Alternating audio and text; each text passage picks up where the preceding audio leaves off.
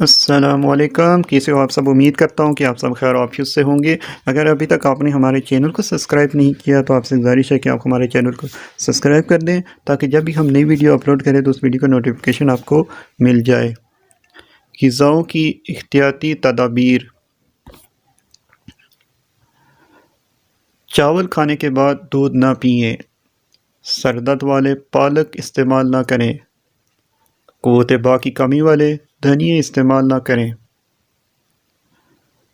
آنکھوں کی بیماری میں مچھلی یا کھجور نہ کھائیں، امرود کھانے کے 1 گھنٹے بعد تک پانی نہ پئیں، شوگر والے مریض شکرقندی اور چقندر استعمال نہ کریں، مونگ پھلی خالی پیٹ نہ کھائیں، کھڑے ہو کر غذا نہ کھائیں ورنہ دل اور تیلی کے امراض میں مبتلا ہو جائیں گے،